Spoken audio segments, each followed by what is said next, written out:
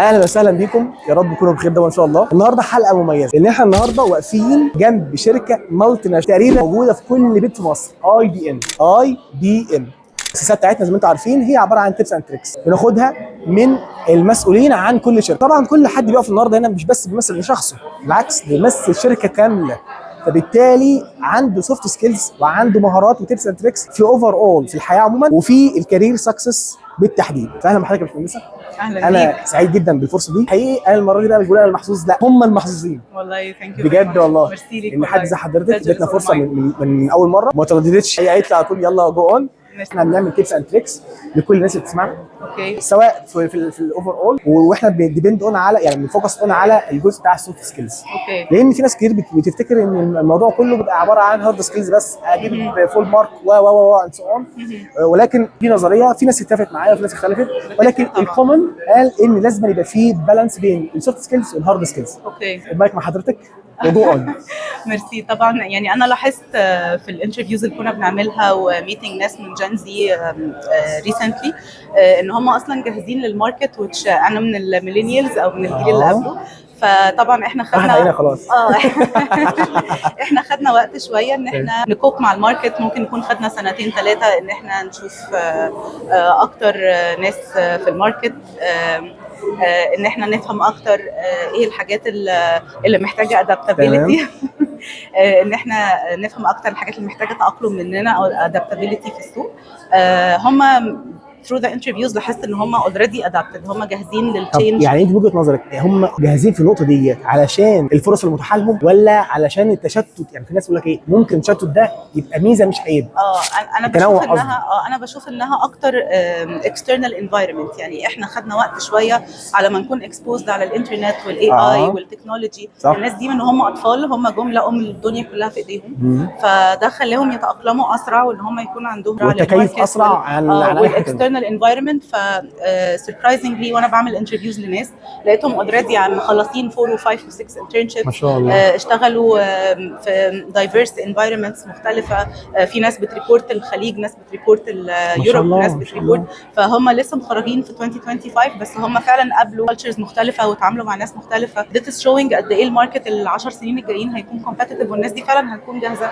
هم ما شاء الله ناس لو في بقى تيبس اند تريكس ليهم الفئه دي. اكيد اول حاجه طبعا ان هم يعملوا ماسترنج للحته بتاعه التكنولوجي والاي اي. هم دلوقتي كل الناس بتكتشف، فهو في المرحله دي the more they utilize الاي اي والحاجات اللي في ايدينا ات لو كوست، هو ده اللي هيساعدهم بعد كده ان هم تو سكيل اب وان هم يكون ليهم ايدج اكبر في المستقبل. في فعلا فاكنسي خاصه باي في النقطه دي.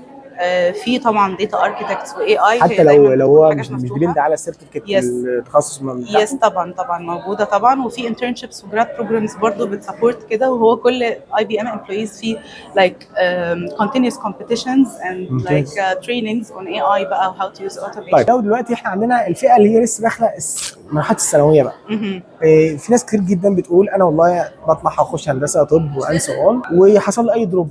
وانا دايما بقول يا جماعه ده مش فشل، ده عباره عن تعثر، واي نجاح في الدنيا ده سلمه من سلالم النجاح، بيبقى فيه ستيبس عشان النهارده ابقى مؤهل للحاجه دي. صح. بص انا كان دايما بسمع تعليق من اكشوالي مديريني، ودي حاجه فادتني كتير في حياتي. الناس مش كل الناس البوك سمارت هم ناس ورك سمارت. يعني مش كل حد شاطر جدا في المدرسه وفي الجامعه وبيقفل. هو ده في الاخر هو اللي بيكون ناجح في الشغل، لان دي انفايرمنت ودي انفايرمنت.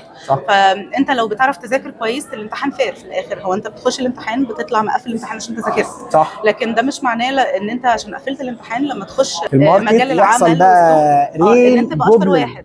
ريل بروبلم بالظبط، دي حاجه تانية خالص. فدي سكيلز محتاجه تكون اكوايرد لو هم صغيرين وفي ايديهم ان هم ينزلوا انترنشيبس اكتر. يعني اول نصيحه ينزل انترنشيب، يحتاجوا بسوق العمل. اي في حاجه انترنشيب انزل، خصوصا ريليتد بالتكنولوجي. بالظبط ده بيساعدهم اكتر ان هم يكونوا يجروس اب وعندهم اكسس على كل حاجه. بالظبط. طيب انا طبعا يعني دايما في ختام اي جزئيه بحب اخلي اللي يشرفنا يوضح رساله للشركه اللي هو بيمثلها، الشركه نفسها، الشركه بتاعت IBM. فانت ايه الرساله انت حابه تقوليها ليه؟ طيب هو بما اني انا مش بقالي كتير في المكان، انا بقالي عشان اكون واضحه انا بقالي تقريبا داخله في الشهر الثالث. تمام. ان شاء الله يعني في العمر كله ان شاء الله باذن الله. بس لحد دلوقتي انا لاحظت ان هي فيري سبورتيف كلتشر. هو مكان اكشولي بيسبورت في الحته بتاعت طبعا الدايفرستي والومن امباورمنت. بيبقى في اماكن طبعا بيكون صعب فيها لو هي اولد مايند سيت شويه او حاجه، بيكون صعب فيها للست انها تكبر وتكون سبورتد. IBM بالعكس هي بتسبورت الليدرشيب بالذات في الستات. اور CEO actually is a lady. ف this supports women very much. عاملين انت بقى انت عاملين عصابه بقى علينا. ايوه طبعا.